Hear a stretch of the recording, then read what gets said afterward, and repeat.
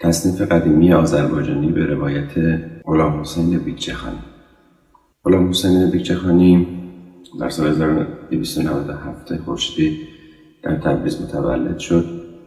پدرش حسین خان بیگجه خانی نوازنده تار بود و او از 6 سالگی نزد پدر آموزش دید تا اینکه در سال 1310 پدر به رحمت خدا رفت و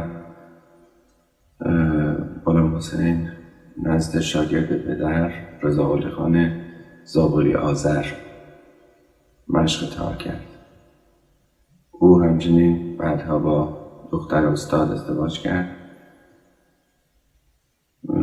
غلامحسین بیگجه خانی صفات قدیمی رو، صفات سنگی قدیمی رو که مربوط به میرزا حسین قلی، نیدابود، درویش خان و علی‌اکبر خان شهنازی بود بسیار زیاد گوش داد و با مکتب این اساتید آشنا شد و ردیف رو نزد استاد بزرگ آواز تبریز بالازر فرا گرفت و همچنین کنسرتی در باغ گلستان تبریز به اتفاق ایشون برگزار کرد.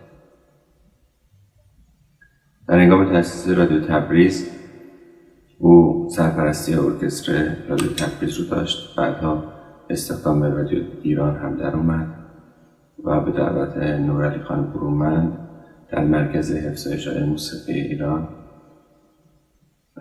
به تدریس مشغول شد. او همچنین قطعات آذربایجانی رو تنظیم و اجرا کرده. آخرین کنسرتش با گروه چاوش به سرپرستی محمد رضا لطفی در سال 1363 انجام شده. در 24 فروردین 1366 در بیمارستان 29 بهمن تبریز فانی رو ودا گفت.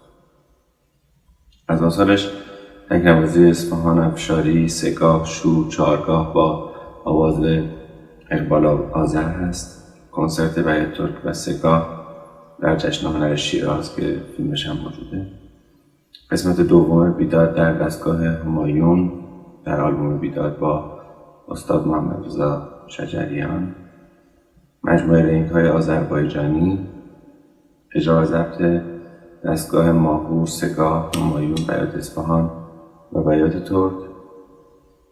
کنسرت در کانون فرهنگی هنری چاوش به سرپرستی محمد رضا لطفی در همایون و بیات ترک در سال 1363. او مسلط به رنگ‌های آذری بود و معمولاً هم نوازی ایشون رو استاد محمود فرنام با دایره بر عهده داشت. آقای دارش طلایی که از شاگردان بیگجه خانی در دوره‌ای بوده که در مرکز افزایش درس بده، به من یک روز گفتن که استاد محمود فرنام یک اخلاق خاصی داشت و این بود که وقتی بیگجه خانی میرفت بیرون، با اینکه اینها با هم سالها دوست بودن و خیلی رفیق بودن، گفتش که سواد نداره، یعنی غلامحسین بیگجه خانی سواد نداره. اما وقتی این مسئله به آقای بیگجه خانی گفته میشه او تعجب نمیکنه و میگه که اخلاق ایشون همین، من به اندازه تمام موهای سر ایشون رنگ بلدم فقط و 4 مزراب. بیگجه خانی رو میتونیم یکی از شاخصه های مکتب تار تبریز بدونیم.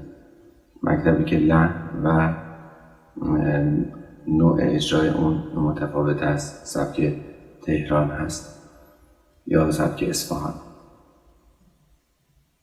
به هر حال او با این شیوه یک راه جدید در موسیقی باز کرده که قابل مطالعه هست و بسیار ارزشمند.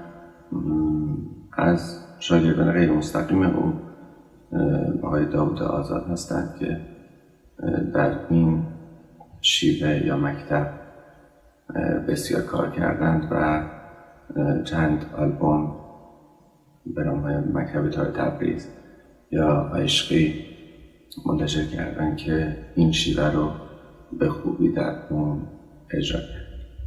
این تصنیف در بیات شیراز هست. بیات شیرازی که انتخاب کردیم بیات شیراز لا.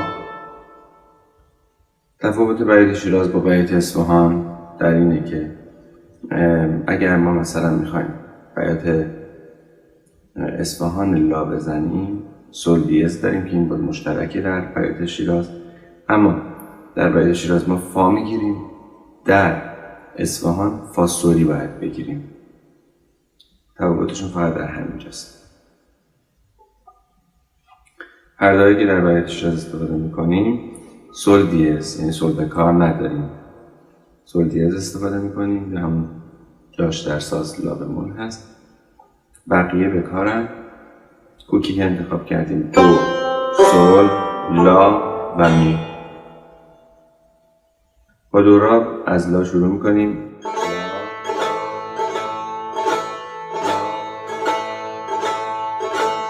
دو ره می می در سیم زرد از دو بره. یکی که حرکت میکنیم میره پایین. راست چپ راست راست راست میره می فا میره ره. راست چپ راست چپ راست چپ ریز. سی دو ره ره ره ره دو ره می ره دو دو.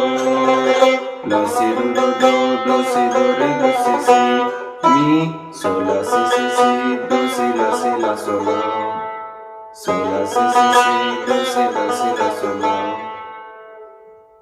انگشت اول میاد روی دو، همین جملات رو در پایین هم اجرا میکنیم. دو ره می می می می ره می فا می ره ره. سی دو ره ره ره ره دو ره می ره دو دو.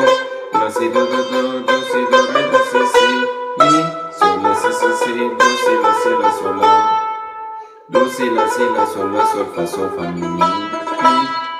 گینه راست چپ راست چپ راست چپ راست چپ راست چپ راست چپ ریز ریز. دو سی لا سی لا سول لا سول فا سول فا می می می می. دو سی لا سی لا سول لا سول فا سول لا. انگشت اولمون میاد رو سی سی می. با چهارم میتونیم می رو بزنیم. لا سی دو دو دو دو سی دو ره دو سی سی سول لا سی سی سی دو سی لا سی لا سول لا. جملات قبلی تکرار میشن. این قطعه رو به صورت 90 اجرا میکنیم.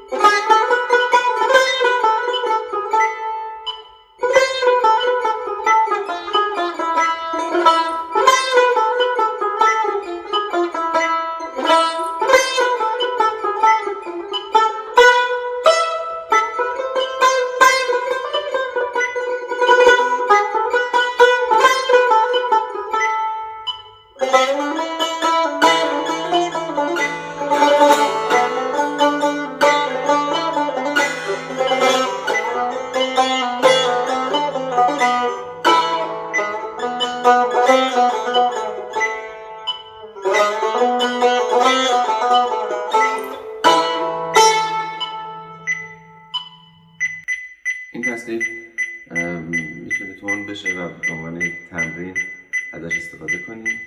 در حال حاضر به صورت 160 اجراش میکنیم.